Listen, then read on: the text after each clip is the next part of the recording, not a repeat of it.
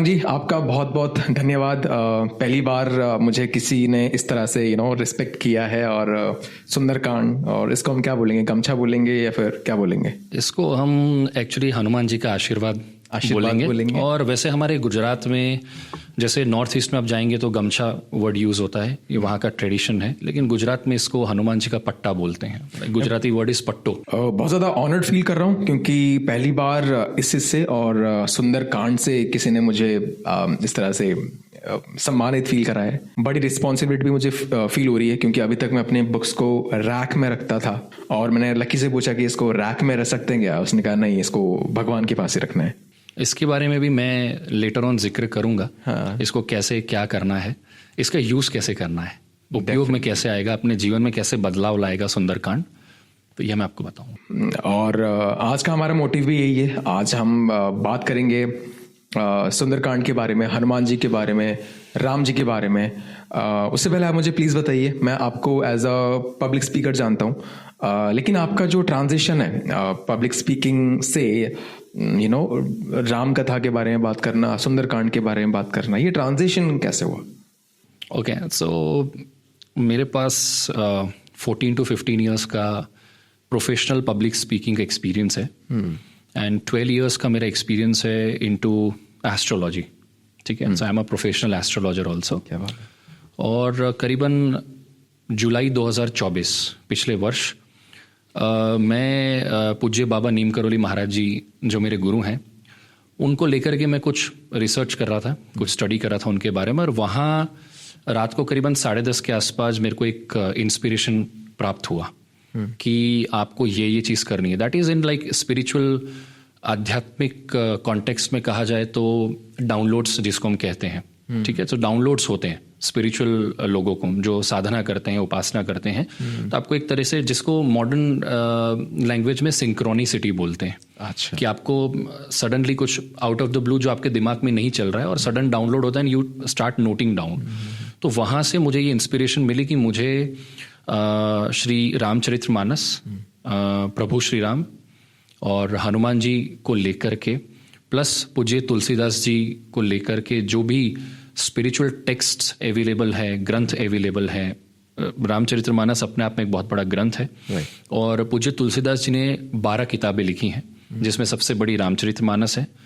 और सुंदरकांड क्योंकि पंचम कांड है रामचरितमानस का, ये बहुत ही इम्पोर्टेंट कांड है 7 कांड में। और बाकी जितनी भी किताबें उन्होंने लिखी है, इसका जो सार है, यानी कि हमारी जो ऐसी विद्या, ऐसा विजडम, जो ज्ञान इन स्पिरिचुअल टेक्स्ट ग्रंथों में लिखा है, इसको मॉडर्न डे में कैसे हमें इसका उपयोग करना है। जैसे आपने देखा होगा कि Gita is very much used into the corporate world while you do business. वैसे ही मैंने सुंदरकांड पे रिसर्च किया कि सुंदरकांड में जो भी घटनाएं बनी हैं, जो भी संवाद हुए हैं, उनको हम मॉडर्न लाइफ में कैसे अप्लाई करेंगे and how we can come out of the issues. हम कैसे संकट में से बाहर आएंगे, क्योंकि संकट मोचन के बारे में डिस्कशन हो रहा है सुंदरकांड के अंदर। तो ये पूज्य नीम करोली महाराज जी ने मेरे को ये इंस्पिरेशन दिया कि अब आप तैयार हो, क्योंकि रिसर्च बहुत पहले से चल रहा था। तो मैं उनसे ये प्रार्थना करता था कि प्रभु इसको कब बाहर हम रिलीज करें, कैसे मैं इसको रिलीज करूंगा। तो day by day, month by month automatic downloads होते गए और मुझे बाद में पिक्चर क्लियर हुआ। Somewhere around it took me 2 months कि मुझे कैसे इसको पब्लिक में लाना है और किस स्तर पे लाना है। क्योंकि अभी तक हमने देखा है कि सुंदरकांड का जो पाठ है वो घरों में किसी ओकेजन पे होता है। हाँ। तो वो रिसाइटमेंट ऑफ सुंदरकांड है। सुंदरकांड का जो मतलब है, यानी पूरे जो 60 दोहे हैं और उसके अंतर्गत जो चौपाइयाँ हैं, उनका निजी जीवन में, पर्सनल लाइफ में, मॉडर्न डे में हम जब उपयोग करेंगे तो कौन कौन से संकटों से हम बाहर आ सकते हैं, उस पे मैंने रिसर्च करके and then I presented myself. तो ये मेरी पूरी एक जर्नी रही है कि पूज्य गुरु जी ने मेरे को ये इंस्पिरेशन दी कि आप रामचरितमानस, हनुमान जी, राम जी की टीचिंग्स हो गई और हनुमान जी की टीचिंग्स, इन सुंदरकांड, इन सबको लेकर के तुलसीदास जी के साथ, क्योंकि उन्होंने इस चीज की रचना की है तो उनको हम नहीं भूल सकते। तो आपको बोले कि इसका प्रचार करना है। तो I started as spiritual orator as well. तो मैं कॉलेजेस में, ओपन कम्युनिटीज में, स्कूल्स में या कहीं पे भी जब भी स्पिरिचुअल ओरेशन का काम होता है तो आई गेट इन्विटेशंस, और मैं कॉरपोरेट में भी इसका एक सेशन लेता हूँ and people are liking it so much. क्या बात है। मुझे लगता है कि आप ब्लेस्ड हैं क्योंकि ये करने का मौका हर किसी को नहीं मिलता। सुंदरकांड के बारे में, राम जी के बारे में, रामचरित्र मानस के बारे में पूरी दुनिया में प्रचार करना, सबको बताना, ये अपने आप में ही ऐसा एक कार्य है जिसको करने का मौका हर किसी को नहीं मिलता। और आपके इसका हम जरूर फायदा उठाएंगे इस पॉडकास्ट के माध्यम से। जरूर, कुछ सभी को फायदा उठाना है, इसी के लिए हम यहाँ इकट्ठा हुए हैं। तो जो कुछ भी आपका रिसर्च है, जो कुछ भी लोगों तक नहीं पहुंचा है, हम कोशिश करेंगे इस पॉडकास्ट के माध्यम से पहुंचे। आगे बढ़ने से पहले ये मेरी पर्सनल क्यूरियोसिटी है, जो लोग इस वीडियो को देख रहे हैं, जैसे कि वो लोग करण भाई को जानते होंगे, अभी हमारी रिसेंट वीडियो रिलीज हुई है करण भाई के साथ हनुमान जी के बारे में। और पर्सनल क्यूरियोसिटी मैं जानना चाहता हूँ कि आप करण जी से कैसे जुड़े, और हनुमान जी से, हनुमान जी से आप कैसे जुड़े, मतलब किस तरह का ये आपका एक दूसरे से मिलाव रहा है, कैसे हुआ है, तो उसके बारे में प्लीज। अच्छा, मेरा जब फर्स्ट पॉडकास्ट रिलीज हुआ हनुमान जी पे तो बहुत कृपा मिली, और करण भाई ने भी इसको देखा, और मैं करण भाई को इंस्टाग्राम पे जब मैंने देखा, अन्य यूट्यूब के माध्यम से मैंने उनको जाना, तो मेरे को बड़ा अच्छा लगा कि उनको जो अनुभव हुए हैं, तो मैं बड़ा इंस्पायर्ड था, मोटिवेटेड था कि यार हनुमान जी का साक्षात्कार कह लो या हनुमान जी का किसी भी स्वरूप में, एनर्जी फॉर्म में अगर किसी को दर्शन होता है या जो भी उन्होंने अपने अनुभव साझा किए हैं पब्लिक प्लेटफॉर्म पे, तो मैं करण जी से मैंने यानी उनको कांटेक्ट करने की कोशिश करी, and is such a humble soul. तुरंत मेरे को रिप्लाई आया, एंड फिर उनके साथ मेरी बातचीत हुई। अहमदाबाद से वडोदरा बहुत दूर नहीं है, 2 घंटे की जर्नी है। तो आई गॉट इन्वाइटेड टू हरनी हनुमान, भीड़ भंजन हनुमान जी। हाँ जी। और करण भाई ने उनकी जो भी उस मंदिर की इतनी मतलब विशाल महिमा है, तो उसके बारे में उन्होंने बहुत सारी इन्फॉर्मेशन मेरे साथ शेयर की। तो मेरा हरनी हनुमान जी से बहुत अच्छी तरीके से जुड़ना हुआ। पूज्य महंत जी जो हैं वहाँ के, उनसे मेरा जुड़ना हुआ, उनका बड़ा आशीर्वाद मिला। महंत जी के बेटे हैं केदार भाई, very humble soul, again very blessed soul.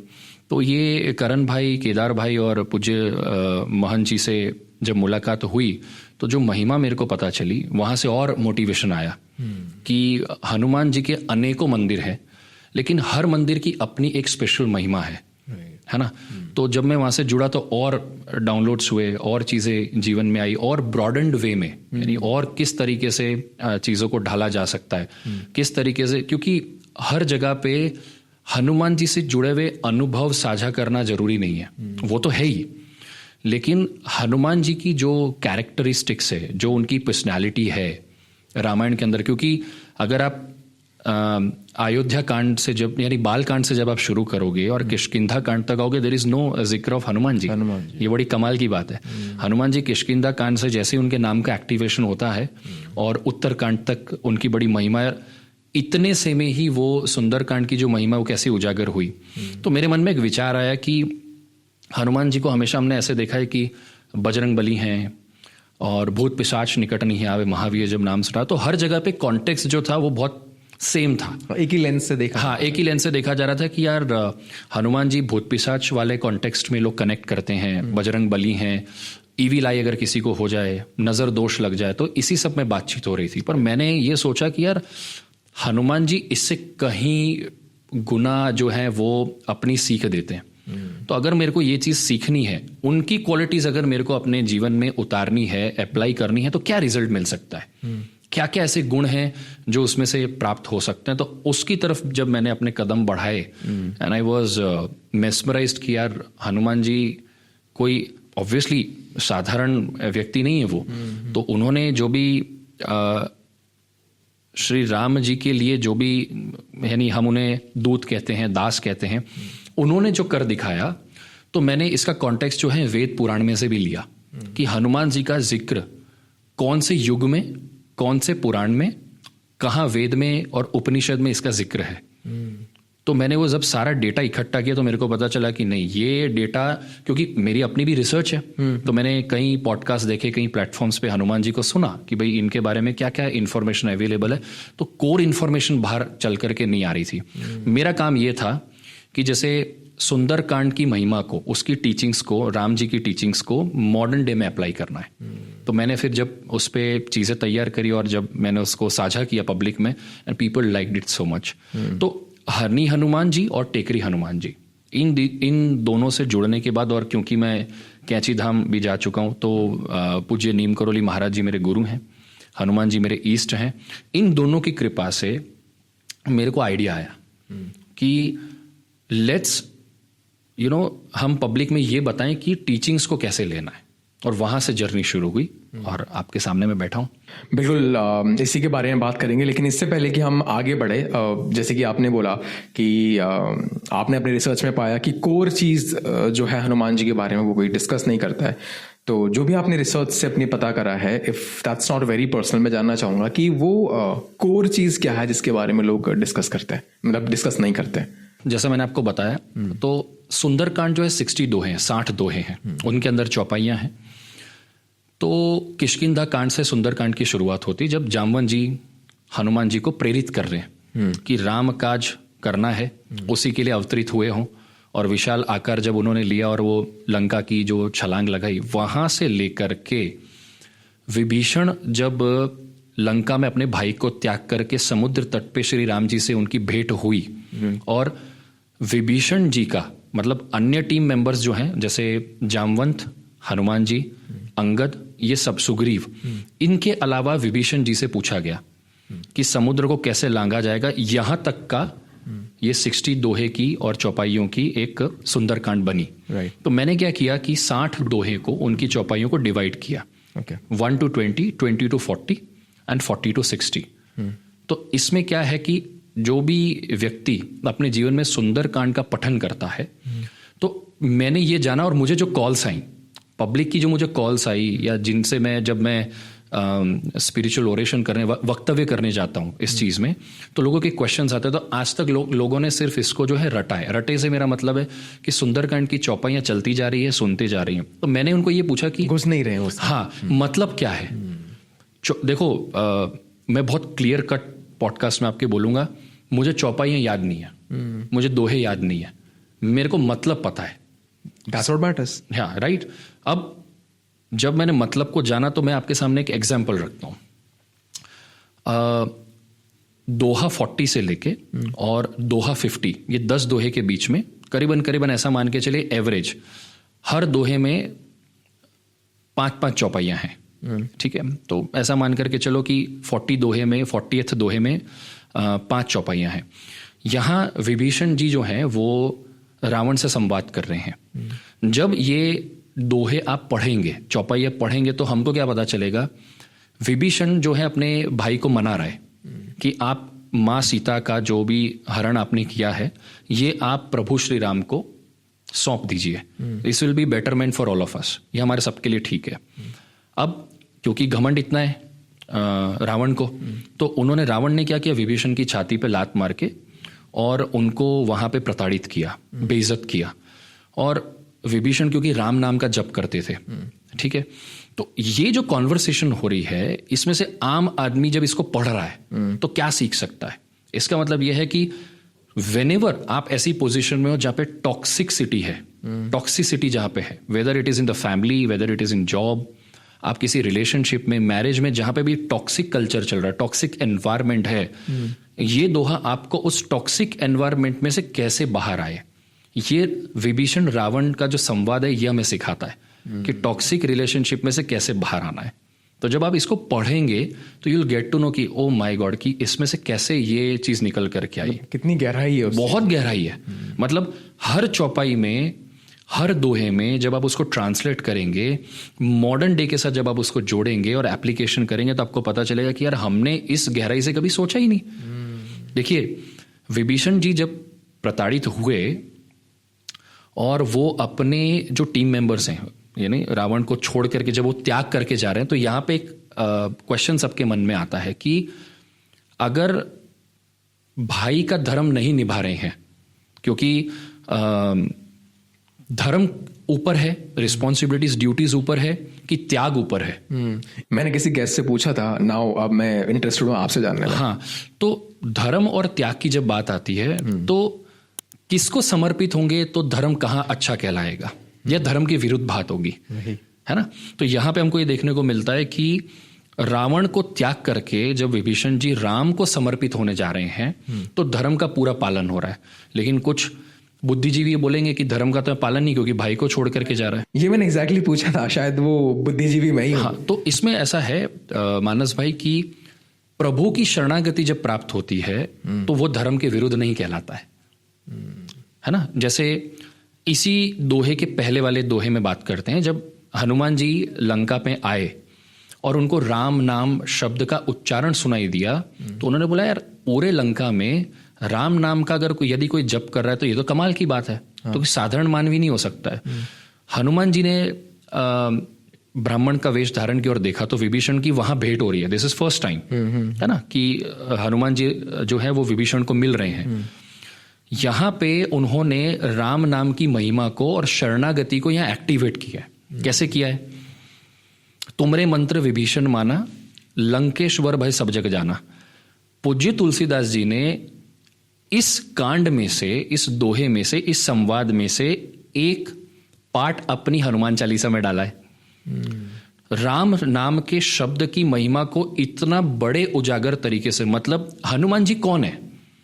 Hanuman ji ने विभीषण जी को वहीं पे ये बोल दिया कि यदि तुम मेरी बात को मान करके प्रभु श्री राम के चरणों में समर्पित हो जाते हो तो मैं ये गारंटी लेने को तैयार हूं कि लंका का अधिपत्य आपको मिल जाएगा। शर्त क्या है? शरणागति, सब छोड़ देना है। तो विभीषण जी ने बोला कि बिल्कुल मैं तो रेडी हूं। तो पहले ही इनडायरेक्टली राज्य अभिषेक हो गया है। ध्यान देना, बड़ा टेक्निकल है। एक्चुअल जो राज्य अभिषेक है वो तो प्रभु श्री राम ने किया सुंदरकांड के अंत में, लेकिन हनुमान जी ने, तो हनुमान जी को अथॉरिटी क्या है? क्वेश्चन जो है बुद्धिजीवियों का ये आता है कि उनकी अथॉरिटी क्या है? उन्होंने बनवा दिया। वो तो सीता मैया की खोज में आए हैं। यहां पे हमको ये पता चलता है कि राम नाम का जो पावर है वो अपने आप में इतना पर्याप्त है कि हनुमान जी को पता है कि अगर यदि मैं ये कार्य उनके बिहाफ पे यहां करूंगा तो पूर्ण रूप देना उनका काम है। आप समझ रहे हो? तो जब धर्म के पर्सपेक्स में बात होगी और प्रभु को समर्पण की बात होगी तो धर्म ये कहलाता है कि प्रभु की शरणागति में जो आएगा तो वो अपना धर्म ही निभा रहा है। क्योंकि धर्म का आचरण भी देखा जाता है मानस भाई। अच्छा। आचरण का मतलब व्यवहार क्या है?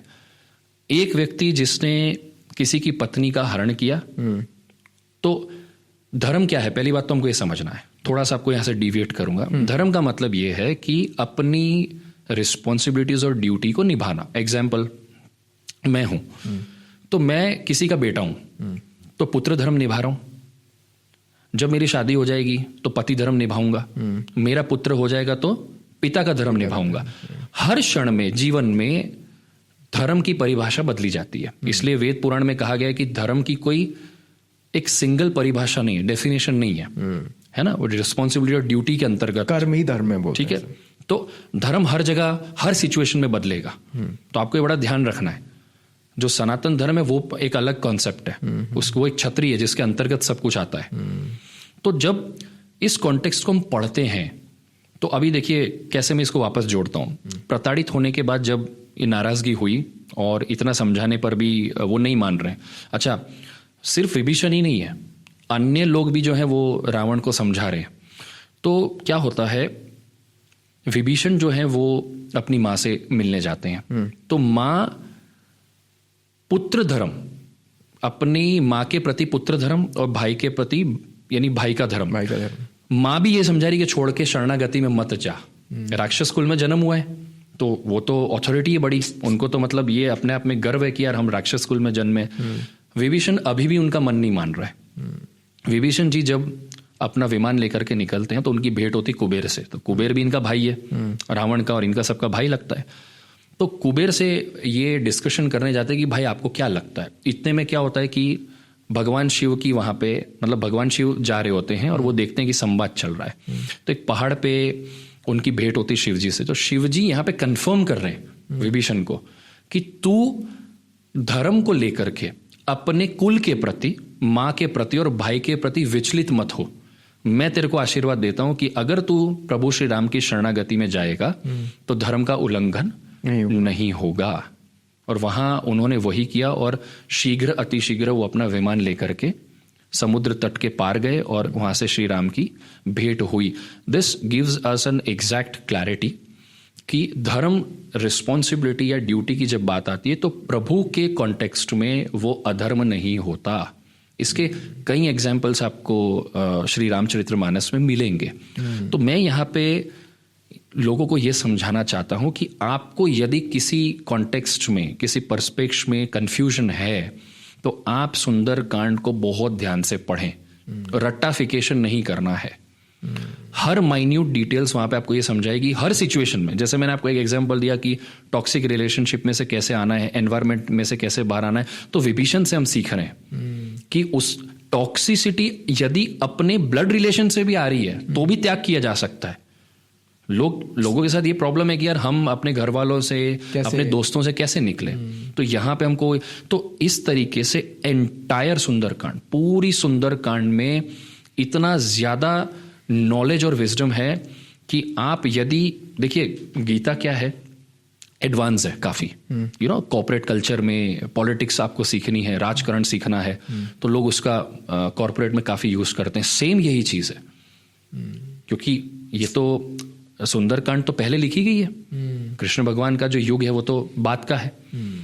तो जब इस तरह की घटनाक्रम बनता है तो मैं लोगों को यही सिखाता हूं। तो उसमें हनुमान जी की सुंदरकांड में जो टीचिंग्स हैं उसको भी आपको सीखना है। जैसे विनम्रता कैसे लाएं, है ना, कैसे आपको ह्यूमिलिटी कैसे करनी है, पावर ऑफ मंत्र, पावर ऑफ विजडम, करेज आपको कहां दिखाना है, ईगो को कैसे कट डाउन करना है। जैसे हम सबको पता है कि सुरसा जो जब उनको भेजा था देवताओं ने, ये जब लंका के ऊपर से जा रहे थे तो उनका टेस्ट लेने के लिए भेजा था। यहां पे हमको ये भी पता चलता है कि जब आप किसी कार्य के लिए जा रहे हो तो आपको अपना ईगो बीच में नहीं लाना है, आपको कट डाउन करना है। क्योंकि सुरसा बदन भी बढ़ा रही थी, मुंह खोल रही थी। हनुमान जी ने बोला यार ये तो फंस जाएंगे, जो कार्य है उसको पहले कंटिन्यू करना है, वो मेरे लिए ज्यादा इंपॉर्टेंट है। वहां से भी हमको ये सीखने को मिलता है कि वो जो कैरेक्टर दर्शाया जा रहा है हनुमान जी द्वारा, उसमें से हम क्या क्या सीख पा रहे हैं। तो कितने सारे संवाद है। हनुमान जी का सुरसा के साथ वहां पे संवाद है। हनुमान जी जब लंका लैंड करते हैं तो वहां पे विभीषण के साथ संवाद है। उसके बाद माँ सीता के साथ अशोक वाटिका में संवाद है। उसके बाद हनुमान जी का रावण के साथ डायरेक्ट संवाद है, जब हनुमान जी को बंदी बना करके मेघनाथ लेके जा रहा है। ठीक है, तो रावण के बाद जब लंका दहन हो रही है, फिर वो सीता मैया से संवाद हो रहा है। एंड देन एंड में जब लंका जला करके सारा कार्य पूरा करके सीता मैया की खोज करके जब वो भारत के तट पे रिटर्न आ रहे हैं, उसके बाद विभीषण रावण का संवाद है। विभीषण का संवाद श्री राम जी के साथ है। तो ये सारे संवाद को जब आप कलेक्टिवली प्रैक्टिकल एप्लीकेशन करेंगे तो you will get to know कि सुंदरकांड अपने आप में बहुत बड़ा है और हर संकट में से आप इसमें से बाहर निकल सकते हैं। सेम हनुमान चालीसा में भी है। लोग हनुमान चालीसा पढ़ते तो जरूर है, उसका प्रैक्टिकल एप्लीकेशन नहीं है। Shashank ji, it is quite amazing. जैसे कि हमें पता है कि, और हमें लगता है कि जिस तरह से गीता का रियल लाइफ में एप्लीकेशन, हम सोचते नहीं कि सुंदरकांड का भी इसी तरह से रियल लाइफ में एप्लीकेशन है, हनुमान चालीसा का भी रियल लाइफ में एप्लीकेशन है। बस थोड़ी सी झलक ने ये बता दिया कि इन सब चीज़ों को लेकर आपने कितना डीप रिसर्च करा हुआ है। और मैं बहुत थैंकफुल फील कर रहा हूँ कि मैं आज किसी ऐसे इंसान से बात कर रहा हूँ जो इन सब चीज़ों को लेकर, जिसने इतनी गहराई से अपना रिसर्च करा है और ये सारी चीज़ें आप मेरे साथ और ऑडियंस के साथ शेयर कर रहे हैं। ये छोटी सी झलक थी। अब आप मुझे थोड़ा सा डिटेल में बताएं कि सुंदरकांड से जो हम सीखते हैं, जो सीख है, वो किस तरह से हम अपनी रियल लाइफ में अप्लाई करें। तो जैसे मैंने आपको एक्सप्लेन कर दिया है, यहाँ पे हम जितना भी चीज़ें सीख रहे हैं वो हनुमान जी ने जो परफॉर्मेंस की है वहाँ पे, हनुमान जी द्वारा जो भी चीज़ सुंदरकांड के अंदर की गई, उसमें से मैंने बहुत सारी चीज़ों को निकाला है। राइट फ्रॉम जामवंत जी जब उनको मोटिवेट कर रहे हैं, till then he comes back. Take your time, हम सारा डिस्कस करते हैं। हाँ, ठीक है। तो जामवंत जी इनको मोटिवेट कर रहे हैं, है ना, कि भाई सिर्फ राम का नाम ही लेना है या आगे का कार्य भी करना है। तो जब उन्होंने बदन बढ़ाया तो जामवंत जी ने उनको बोला काम डाउन। हर सिचुएशन में पावर, बल, बुद्धि और विवेक का यूज कब, कहाँ, कैसे, कितना करना है, समझ होनी चाहिए। ठीक है, ये समझ कहाँ से आ रही है? हनुमान जी से। गाइडेंस भी आ रही है, बट हनुमान जी यहाँ जामवंत जी से तो पूछ रहे हैं, आप मेरे को बताइए क्या करूं, लंका उखाड़ के ले आऊं, रावण को मसल के ले आऊं? बोले नहीं, उसके लिए राम पर्याप्त हैं। किष्किंधा कांड की चौपाई है, फिर सुंदरकांड शुरू होता है। जैसे ही वो लंका के लिए उड़ान भरते हैं, जैसे मैंने आपको बताया कि सुरसा के साथ उनका एक कॉन्वर्सेशन है, तो वो सबको पता है। जैसे वो लैंड करते हैं, वहां अक्षय कुमार का वध करते हैं मुक्का मार के, लंकिनी के साथ संवाद है, वहां विभीषण के साथ संवाद हो रहा है। ये बड़ा एक कमाल का संवाद है विभीषण के साथ। लेकिन मैं यहाँ पे दो चीज़ों पे बहुत एक इम्पोर्टेंस देना चाहूँगा कि हनुमान जी का जो विभीषण के साथ संवाद है, इसमें आप अपने दुश्मन को नहीं जानते हैं। तो जब आपका कोई दुश्मन है पर्सनल लाइफ में, आपको कैसे विश्वास करना है, सही है नहीं, दुश्मन के स्किल्स को कैसे यूटिलाइज किया जा सकता है। जब आपके साथ पॉलिटिक्स होगी या पॉलिटिक्स में आप पड़ जाएंगे, किसी भी जगह पे आपके साथ कोई नेगेटिव चीज हो रही है, तो हनुमान जी की कौन सी लर्निंग को आपने सीखना है। क्योंकि विभीषण से संवाद होने के बाद माँ सीता का तो पता चल गया, बट उसके इमीडिएट बाद जब माँ सीता से संवाद करने के बाद उन्होंने जानबूझ के अपने आप को बंधवा लिया है, तो आप हनुमान जी के इमेजिन करना है सभी को। मैं ऑडियंस से ये बोलता हूं कि हमेशा इमेजिन करना है। हनुमान जी के शूज में पांव डाल के देखो, वहां हनुमान जी के दिमाग में क्या चल रहा है, कि भाई जैसे अपने आप को उन्होंने बंधवा लिया है। अब कोई सोचेगा कि ऐसा क्यों है। यहां पे हमको ये कैरेक्टर पता चलता है कि अपने विवेक का सबसे स्मार्ट तरीके से कैसे यूज करना है। So he wants to look at in the Lanka की क्या क्या हो रहा है, मेरे बारे में क्या होगा। ये पूरी लंका के अंदर जहां से मुझे बंदी बना करके ले जाया जा रहा है, this is a warfare situation में जब लंका में सब लोग एंटर होंगे, तो कौन सी गली में कहां अटैक करना है ना। बंधवा के जा रहे हैं रास्ते से, तो आसपास देख रहे हैं, अब मैप का पूरा मैप तैयार कर रहे हैं। अब मैं ऑडियंस जो भी जिन्होंने सुंदरकांड पढ़ा होगा, वो तो बोलेंगे कि इसका तो बहुत छोटा सा जिक्र है। नहीं, इसके लिए आपको डीप डाइव करना पड़ेगा। कहां पे पूज्य तुलसीदास जी ने 2 बुक्स का गठन किया है। क्या है? दोहावली और गीतावली। जब इसको पढ़ेंगे तो पता चलेगा कि माइक्रोस्कोपिक वे में हनुमान जी ने क्या क्या किया है ना। कितना कुछ है अभी, हाँ बताइए सारा। तो सुंदरकांड के अलावा आपको जब डीप डाइव करना है, क्योंकि Ramcharitmanas is the short form, उसका एक्सटेंडेड वर्जन जो है वो गीतावली और दोहावली में जो पूज्य तुलसीदास जी ने बनाई है, उसमें आपको जाना पड़ेगा कि कॉन्वर्सेशन 1 to 1 कैसे हो रही है। तो जब मेघनाद उनको बंधवा करके ले जा रहे हैं, तो रावण की कोर्ट में एक संवाद चल रहा है, जहां पे रावण ने इनसे 6 प्रश्न किए और 6 प्रश्नों का उन्होंने उत्तर दिया कि तुझे पता नहीं मैं कौन हूं, तू क्या चाहता है, क्यों आया है, तेरा मुद्दा क्या है, तुझे ये सारी चीज वहां पूछी गई। इसमें से हमें क्या देखना है कि हमें ये देखना है कि पेशेंस लेवल दुश्मन के गढ़ में आपको अपने विवेक का कैसे इस्तेमाल करना है। यानी जिन लोगों को किसी भी ऐसी सिचुएशन में स्ट्रेस है कि वो एकदम, जैसे पब्लिक स्पीकिंग में अगर कोई जा रहा है स्टेज पे, घबरा गए कि सामने इतनी पब्लिक है, कोई भी ऐसी सिचुएशन आपकी लाइफ में प्रैक्टिकली जहां पे आप घबरा रहे हैं, वहां पे आपको ये देखना है कि यार हनुमान जी को देखिए, हमें बाद में पता चला हम कलयुग में हैं, तो आपको पता है कि वो तो बजरंग बली है, बट बल सब में है। विवेक बुद्धि का इस्तेमाल कैसे किया जा रहा है, वो तो एक मुट्ठी में सबको ढेर कर सकते थे, बट उनको यहां से हमको ये भी सीखने को मिलता है कि पावर ऑफ अवेयरनेस, उनको पीछे मन में पता है कि राम काज करने आया हूं, यहां मेरे को कोई ऐसा एक्शन नहीं करना है कि मैं फंस जाऊं। नहीं तो राम जी को जब ये पता चलेगा तो मेरा पूरा जो कॉन्सेप्ट है जिस पे मैं आया हूं उसमें गड़बड़ हो जाएगी। राम जी के नाम की ही बदनामी है। बिल्कुल, ये this is the power of awareness और ऑब्जर्वेशन। ये मैं ऑडियंस को बोलता हूं, सुंदरकांड पढ़ेंगे तो सबसे पहली चीज आपको पता चलेगी वो ये है कि पेशेंस के साथ साथ observation, awareness around you, what's going on, आपके इर्द गिर्द क्या चल रहा है, आपकी अपनी लाइफ में क्या चल रहा है। हमें अमूमन तो हम इतना ज्यादा मगरूर है हर चीज में कि हम अपनी कल की खाई हुई चीज भूल जाते हैं। तो यहां पे हनुमान जी किसी भी चीज को भूल नहीं रहे हैं। हर जगह पे वो हर मोमेंट में, हर सिचुएशन में अपनी बुद्धि और बल का ऐसा उपयोग दिखा रहे हैं कि विच इज फिनोमिनल। अब जैसे उन्होंने रावण के संवाद के साथ जब उन्होंने जवाब दिया तो इनकी पूंछ में आग लगा दी गई। यहां पे भी हमें काफी कुछ सीखने को है।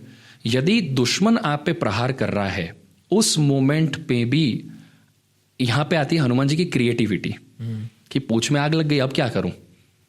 और पूंछ का अपना बड़ा वर्णन है वेद पुराण में, उपनिषद में, क्योंकि वो शक्ति का स्वरूप भी है। तो यार बोले इसने आग लगाई है तो अब मैं इसको कैसे, तो उन्होंने अब क्योंकि देखिए वानर रूप में नटखट भी है, तो क्रिएटिविटी नेगेटिव पर्सपेक्टिव में नहीं पर पॉजिटिव पर्सपेक्टिव में दुश्मन के घर में जाके आपको कैसे करनी है। तो यहां पे आपको क्या पता चल रहा है, हाउ टू प्लान, यानी दुश्मन के स्ट्रॉन्ग पॉइंट को उसका वीक कैसे बना दे। करेक्ट। तो इसमें क्या है, ऑब्जर्वेशन का प्रेजेंस ऑफ माइंड। सुंदरकांड की यही तो महिमा है, ये इसी भी जाना है।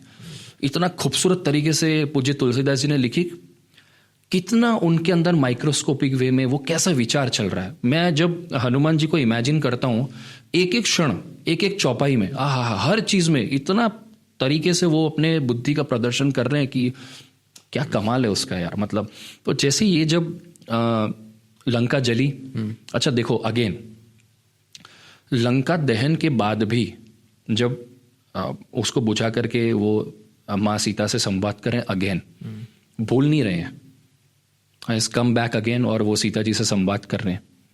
सीता जी से संवाद में ये करें कि अब मैं इजाजत लूं। देखिए विनम्रता, कई बार क्या होता है कि हम काम करके निकल जाते हैं, no he has gone again. ये करने के बाद जब वो निकले और समुद्र तट पे पहुंचे, उसके बाद मैंने आपको शुरुआत में बताया कि विभीषण और रावण का संवाद है।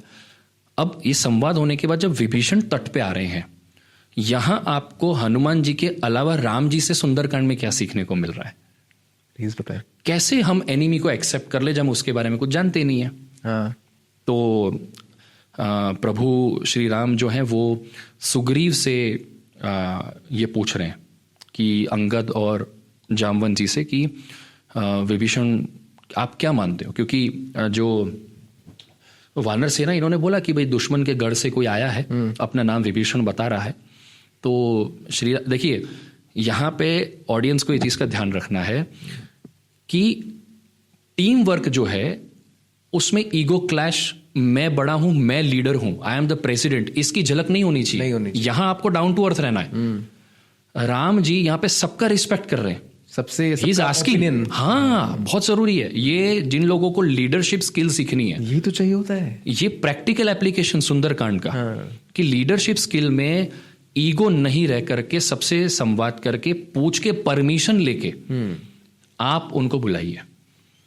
अच्छा, सबसे पूछने के बाद हनुमान जी से पूछा गया तो हनुमान जी मुस्कुराए, प्रभु जो आप कर रहे हैं बिल्कुल सही है, आप आगे बढ़िए। फिर यहाँ विभीषण जी की एंट्री है और विभीषण जी तो बिल्कुल उनके चरणों में पड़ गए और वहाँ जो भी उनका संवाद हुआ और उनका राम जी ने कैसे उनको एक्सेप्ट किया। ये सिचुएशन में दुश्मन को कि आपको हम लंका का आधिपत्य दे देंगे, आप मेरी शरणागति आपने प्राप्त करी है, और यहाँ पे उनको समझाया जा रहा है राम जी द्वारा। अच्छा, लक्ष्मण इसमें खुश नहीं है।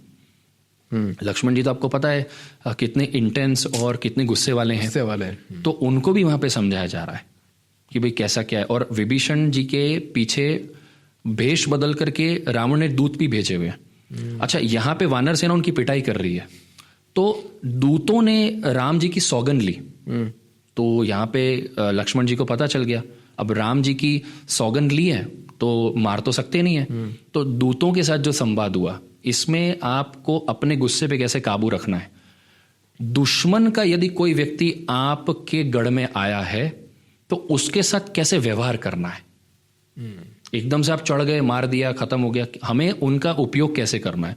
तो लक्ष्मण जी ने एक लेटर बनाया और उन दूतों को दिया कि ये आप जाकर के रावण को दो और उसको पढ़ने को बोलो या आप पढ़ के बताओ। इसका संवाद भी सुंदरकांड में मिलता है बिटवीन दोहा नंबर 50 to 60, कि जब दूतों ने जाकर के भी रावण को समझाया तो भी रावण नहीं मान रहा है।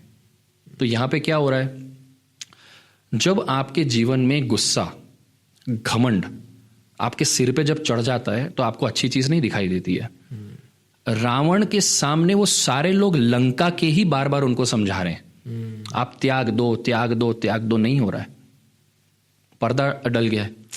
तो ऐसे में हमें क्या पता चलता है कि या तो आप किसी की सलाह मानो या फिर आप स्वयं के अंदर इतने अवेयर हो जाओ कि आपको पता चल जाए कि मेरे इर्द गिर्द क्या हो रहा है। देखिए, राइट, आध्यात्मिक वे में बहुत लोग ये बोलते हैं कि उसको तो राम जी के हाथों मरना था, मोक्ष प्राप्त करना था। नहीं यार, वो तो है ही। आध्यात्मिक लेवल पे चीज अलग है, प्रैक्टिकल एप्लीकेशन हमारे लिए वो जरूरी है ना। हमें पता नहीं हमें मोक्ष मिलेगा कि नहीं। We are into the process of understanding things. जानने की कोशिश में जो जर्नी चल रही है उसमें हम समझने की कोशिश कर रहे हैं कौन सी जगह से हमको मोक्ष की प्राप्ति होगी। बट उससे पहले हम जो जर्नी कर रहे हैं, जहाँ स्टेशन आ रहे हैं, वहाँ हमें क्या क्या सीखना है, वहाँ से हमें क्या क्या लेना है, ये सुंदरकांड में इतनी बढ़िया तरीके से बताया गया है कि जब मैं उसको पढ़ता हूँ तो भावुक भी होता हूँ और कोशिश ये करता हूँ कि मैं अपने जीवन में, अब जैसे मैं वक्तव्य करता हूँ, मैं हनुमान जी से स्किल ऑफ कम्युनिकेशन भी देखता हूँ, पढ़ता हूँ कैसे संवाद कर रहे हैं हर जगह पे। सीता मैया ने तो उनको बोल दिया कि मैं कैसे आपके ऊपर विश्वास करूं कि आप राम के दूत हैं या क्योंकि से ही, हाँ। क्योंकि वो तो अपने आप को छोटा बना करके पेड़ पे थे और वहां पे सीता मैया की प्रताड़ना हो रही थी और रावण आया था। उसके बाद का ये संवाद है, मैं कैसे ट्रस्ट करूं आपके ऊपर। यानी कि ऑडियंस को ये जानना बहुत जरूरी है कि आप कितने भी बड़े व्यक्ति होंगे पर अननोन के सामने आपको अपना एक्सप्लेनेशन देना पड़ेगा। अब उसके लिए कुछ नहीं है, आई एम समथिंग नहीं। जब समय आएगा तो देखिए, हम्बल हनुमान जी यहाँ पे अपना परिचय कैसे दे रहे हैं, ये विनम्रता, हम्बलनेस कि मैं राम का दूत हूं, राम का दास हूं, उन्होंने मुझे भेजा तो कैसे विश्वास करूं। तो उन्होंने मुद्रिका दिखाई तो बोले कि सीता मैया थोड़ा डाउट में थी कि इतना सा वानर और लंका पार करके यहाँ है। तो उन्होंने, सीता मैया ने क्वेश्चन पूछा कि ऐसे कितने छोटे वानर हैं उनकी सेना में और वानर मिलके क्या लंका पे अटैक कर पाएंगे और क्या जीत पाएंगे। तो वहां क्या होता है, हनुमान जी ने इतना विकराल रूप वहां धारण कर दिया, सीता मैया को बोलना पड़ा कि भाई नीचे आ जा और उनको बेटा माना। वहां पे देखिए, माँ सीता उनको बेटा कह रही है। और यहां सुंदरकांड में हमको देखने को मिलता है कि अजर और अमर का आशीर्वाद ये माँ सीता ने सबसे पहले दिया। अष्ट सिद्धि नवनिधियां पहले से है। अजर अमर यानी कि कभी मृत्यु को नहीं पाएगा और कभी बूढ़ा नहीं होगा। हनुमान जी की जैसी माँ सीता ने हनुमान जी को अजर अमर होने का आशीर्वाद दिया, वहीं हनुमान जी की उम्र ठहर गई।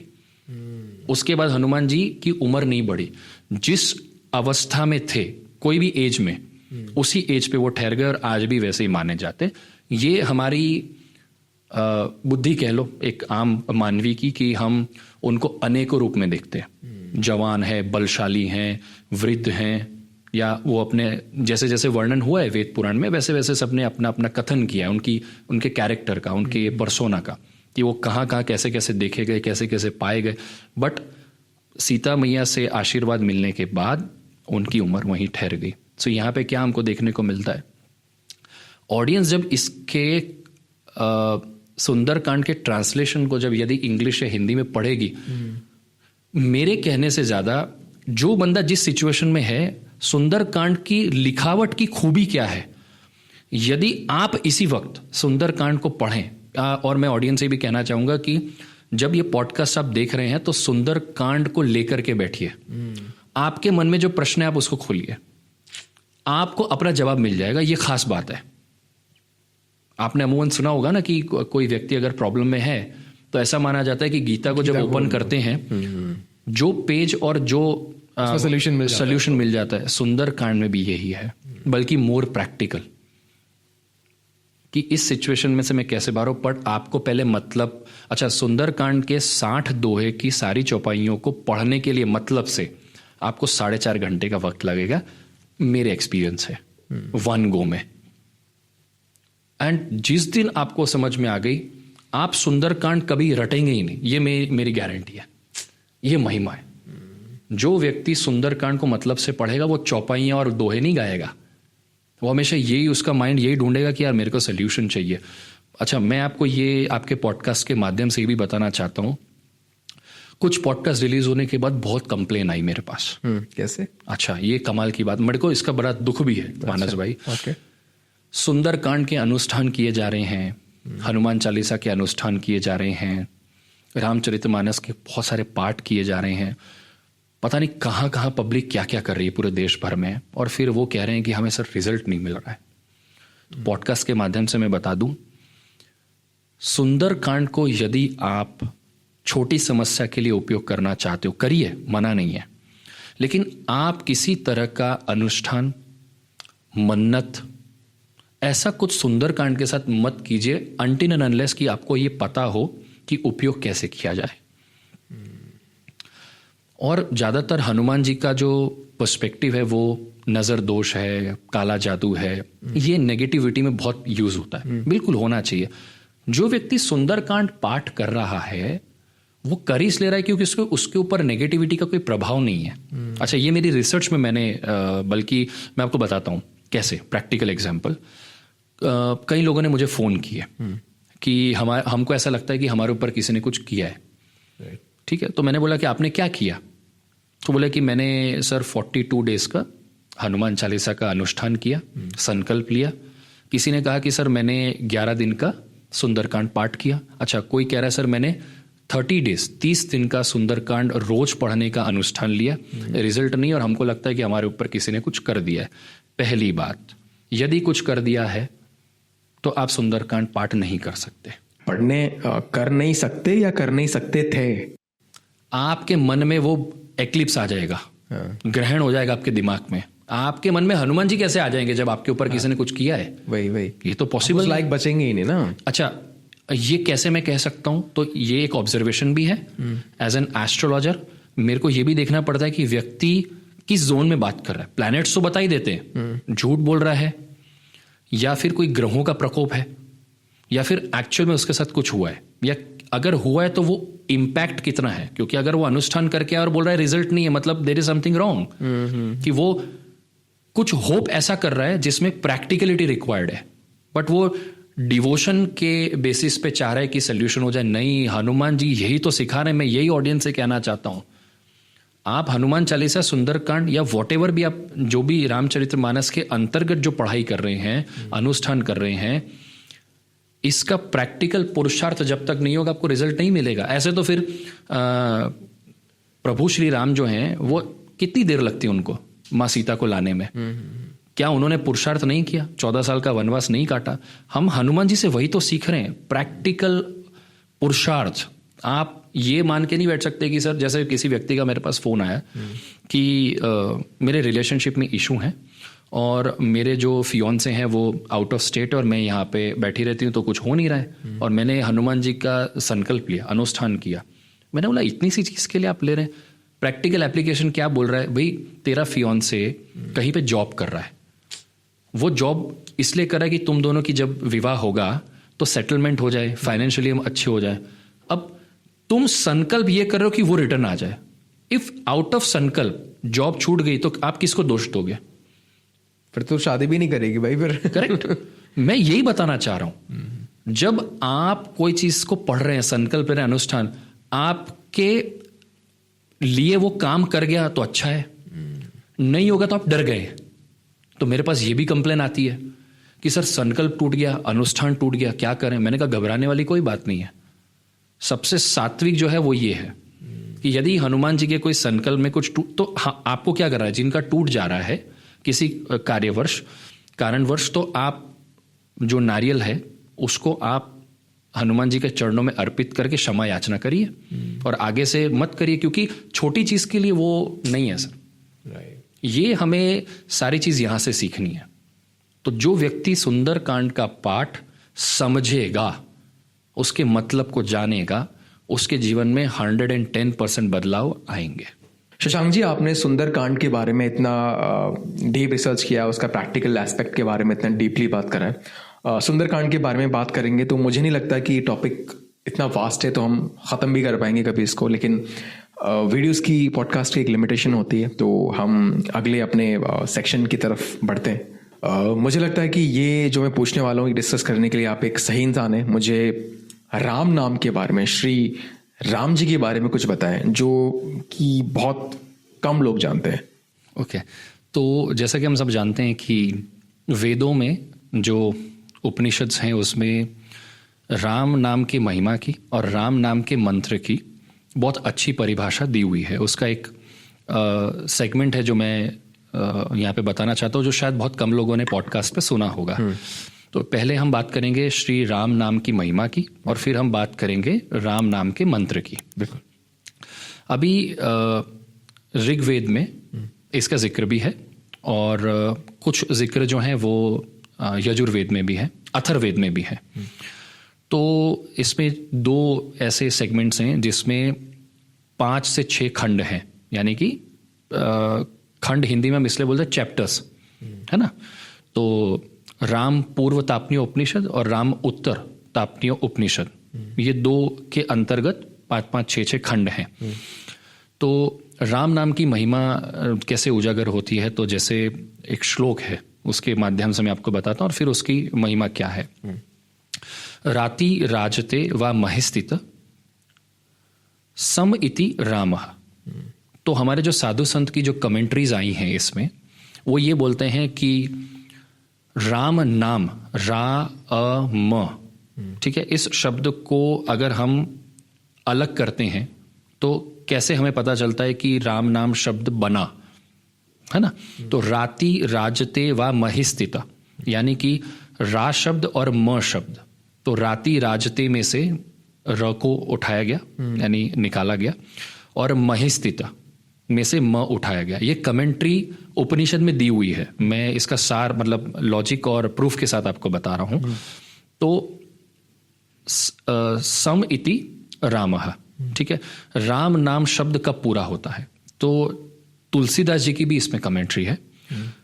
राति राजते व महिस्थित, रात दिन उठते बैठते, खाते पीते, सोते जागते, एनी टाइम आप राम नाम के शब्द को कहते हैं या बोलते हैं या इसका जप करते हैं, तो ये अपने आप में पूर्ण जो है मोक्ष की प्राप्ति कराता है। इतना इसका पावर है।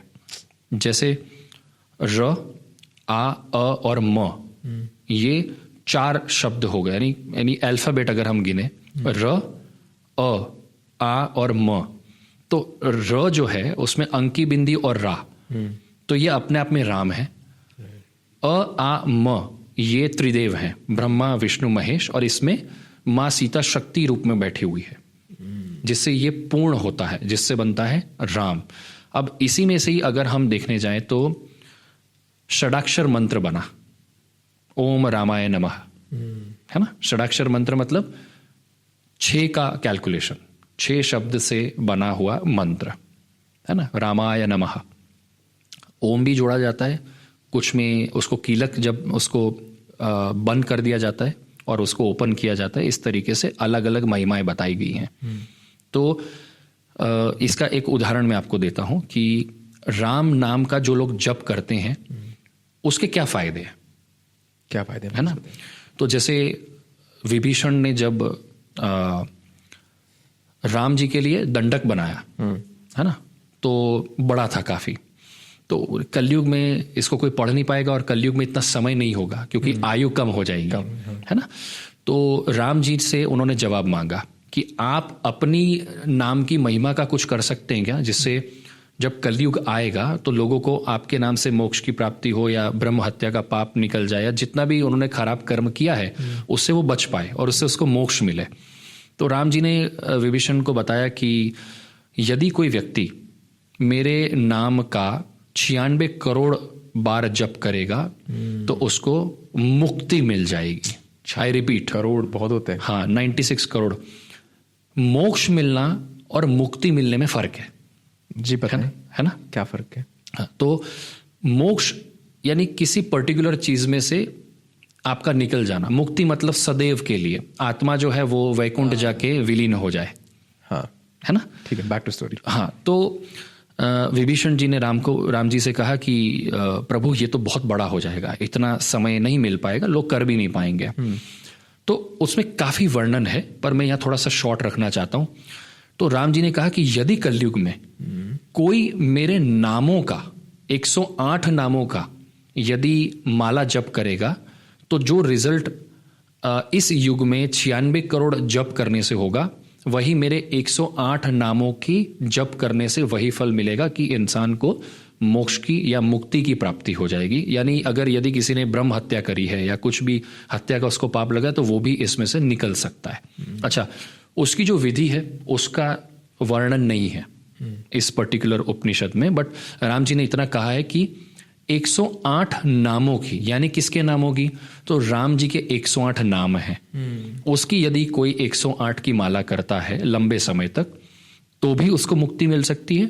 और राम नाम शब्द अगर कोई जपता है तो उससे भी यही प्रोविजन है, बट उसकी संख्या नहीं दी गई है।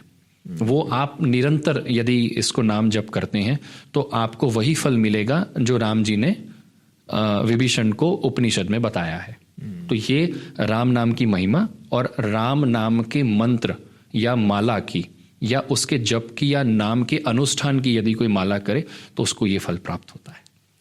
और आप शायद एस्ट्रोलॉजी भी करते हैं और शायद सुंदरकांड भी करवाते हैं जितना मुझे पता है। अच्छा, प्रोफेशनल एस्ट्रोलॉजी में मैं रीडिंग्स करता हूँ, हाँ। लोगों के चार्ट्स देखता हूँ और जो भी उनको प्रॉब्लम्स है उसमें से हम उनको निकालते हैं। प्लस मैं ओपन कम्युनिटीज़ में और स्कूल्स में, कॉलेजेस में या जिस किसी भी जगह पे, कॉरपोरेट्स में यदि मुझे इनवाइट किया जाता है तो मैं वहाँ जा कर के और रामचरितमानस पे, श्री सुंदरकांड पे, श्री हनुमान जी पे और श्री राम जी पे जो भी मैंने सीखा है उसकी हम वक्तव्य करते हैं। तो मोटिवेशनल के तौर पे भी करते हैं, आध्यात्मिक तौर पे भी करते हैं। तो जो ऑडियंस मुझे सुन रही है और यदि उनको ये आइडिया अच्छा लगता है तो वो मुझे इनवाइट करेंगे तो डेफिनेटली मैं प्रोफेशनली भी जाता हूँ और वक्तव्य करने भी जाता हूँ। अच्छा, ऑडियंस में से कोई करेगा तो? हाँ जी, ऑडियंस में से अगर यदि पूरे वर्ल्ड में या पूरे इंडिया में से कोई भी मुझे इनवाइट करता है सेशंस के लिए तो आई एम अवेलेबल। उसकी डिटेल्स आपको डिस्क्रिप्शन में मैं वो कर दूंगा। ठीक है, आप मुझे प्रोवाइड कर देना, मैं डिस्क्रिप्शन। हाँ जी, हाँ जी।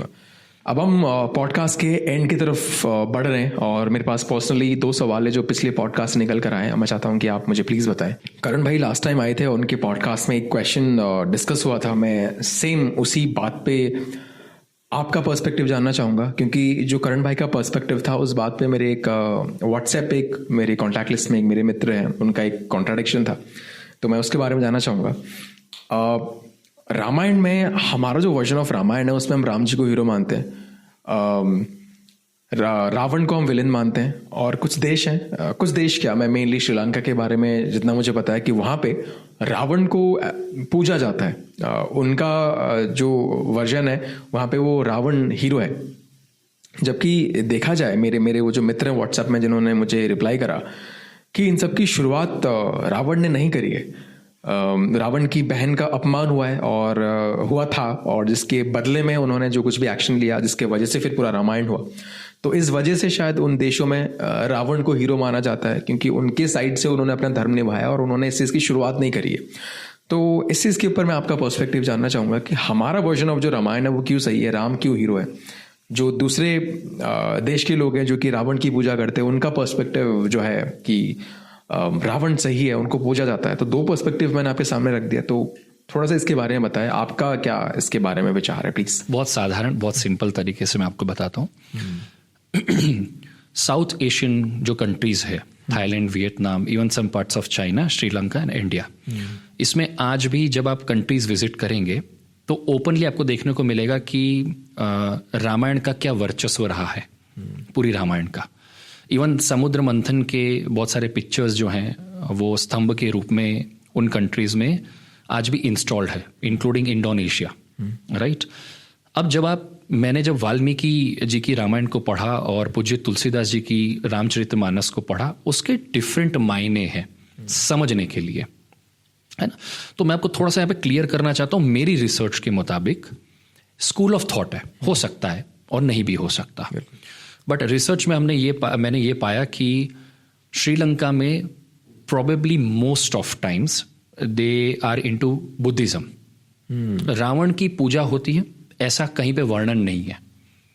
ये बातें कहीं से निकल करके आ सकती कुछ चीज़ों में आ सकती, बट वहाँ पे बुद्धिज्म को ज़्यादा प्रमोट किया जाता है और माना जाता है। अब आपके जो प्रश्न है, पर्सपेक्टिव, यदि किसी की बहन का तिरस्कार होता है या प्रताड़ित किया जाता है तो कोई भी व्यक्ति जो है वो बदला लेने की एक चाह रखता है कि मैं बदला लूं।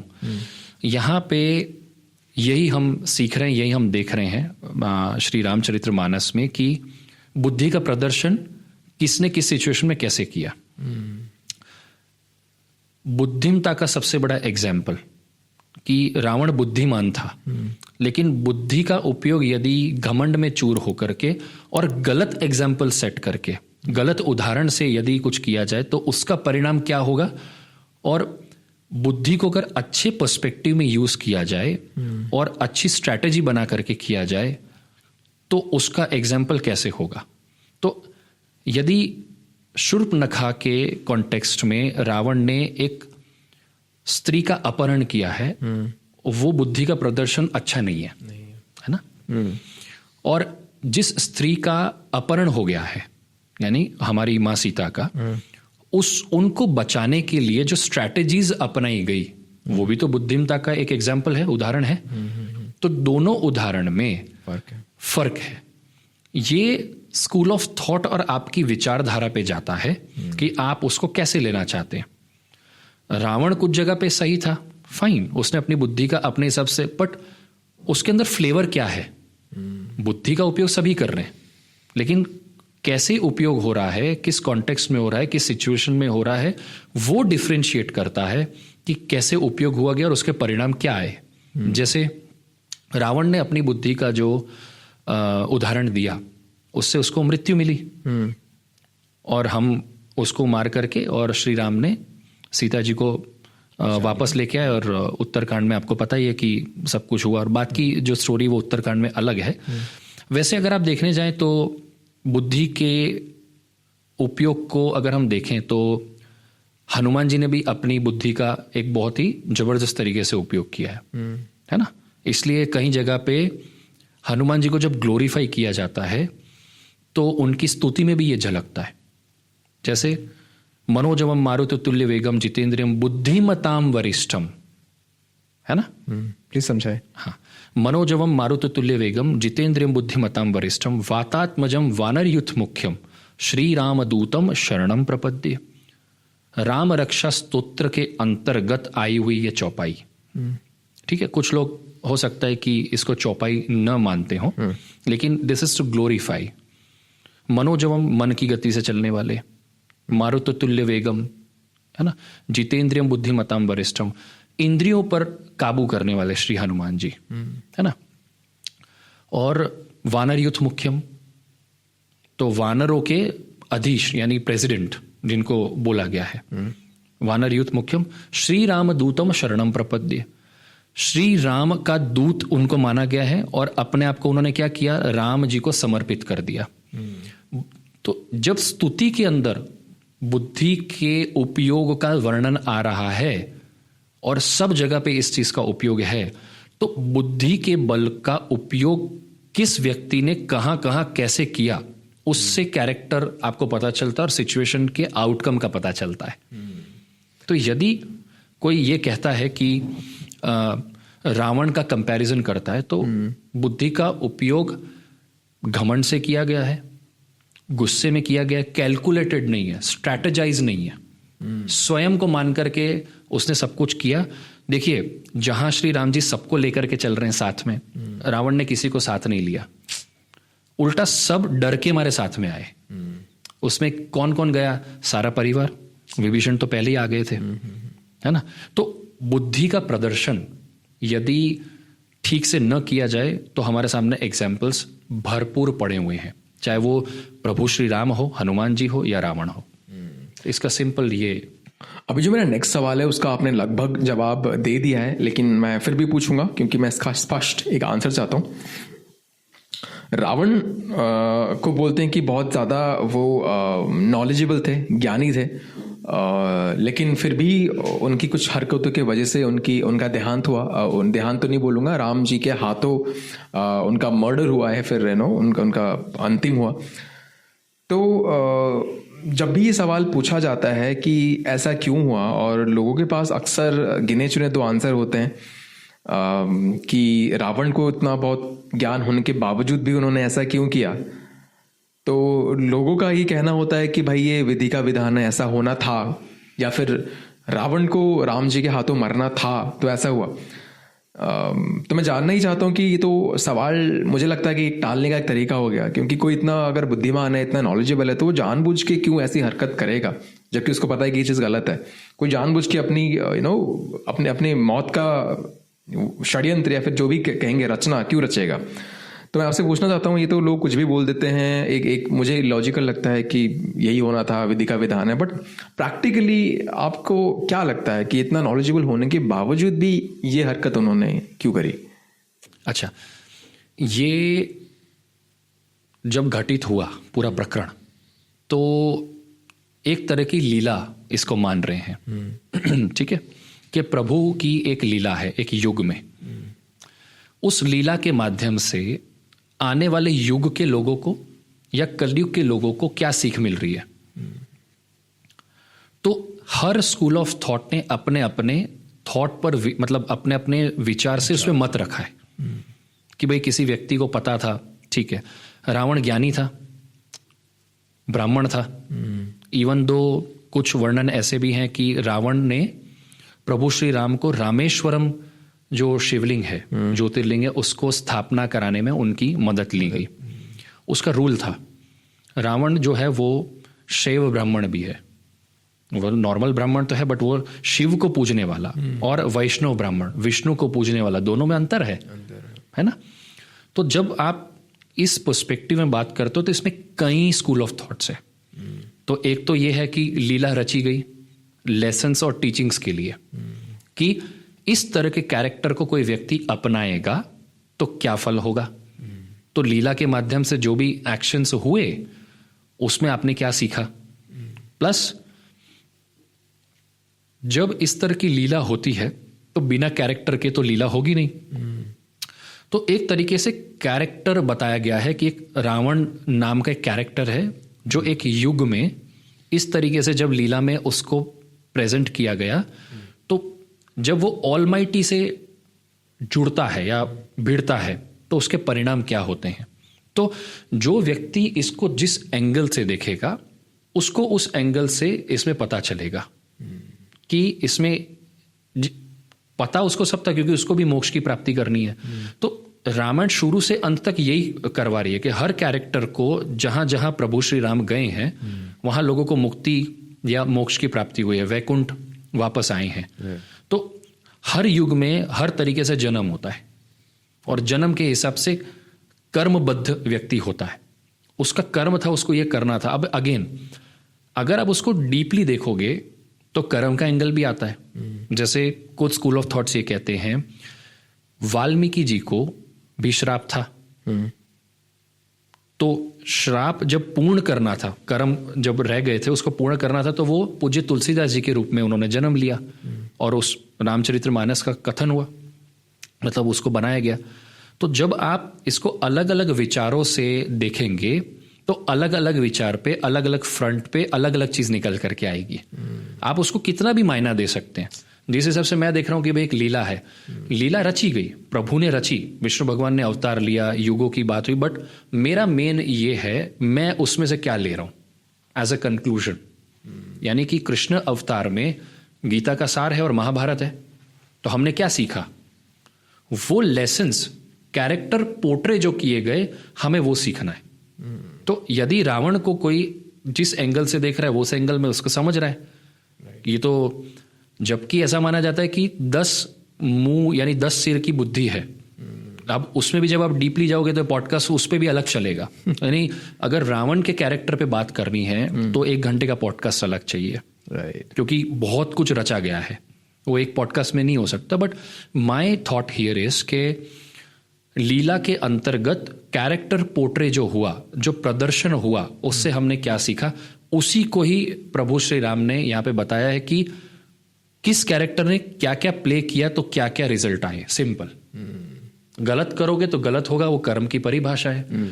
धर्म के अगेंस्ट जाओगे तो क्या होगा, धर्म के अंदर आकर के समर्पित सरेंडरेंस हो जाएगा तो क्या होगा। तो जैसे जो लोग धर्म के अगेंस्ट गए उनको मृत्यु मिली, जो धर्म में आकर समर्पित हो गए उनको राज्य की प्राप्ति हुई और उनको मोक्ष भी मिला। तो कई ऐसे कैरेक्टर्स हैं। नाव में बैठे तो केवट को राम जी के दर्शन हो गए। इस तरीके से विभीषण जी अपना राज्य छोड़ करके भाई के खिलाफ जब आए तो उनको राज्य भी मिला और काफी सारा उनका गुणगान भी हुआ।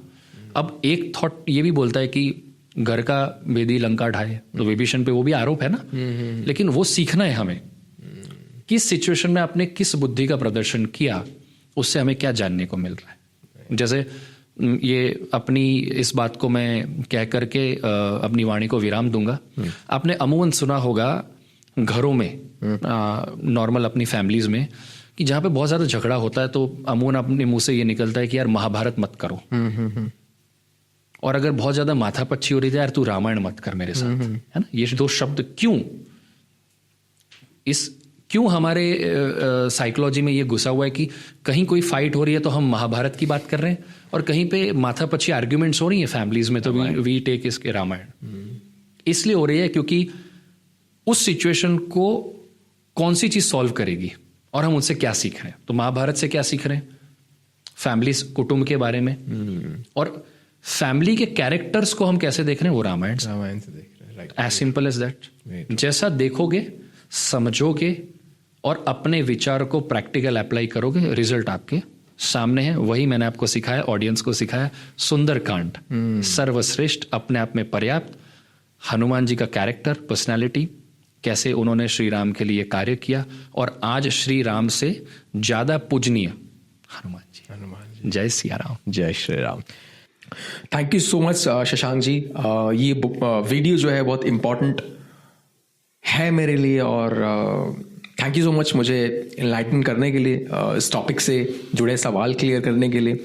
और मैं अपने ऑडियंस से बोलूँगा कि वीडियो को लाइक करें, और चैनल पे नए हैं तो सब्सक्राइब करें।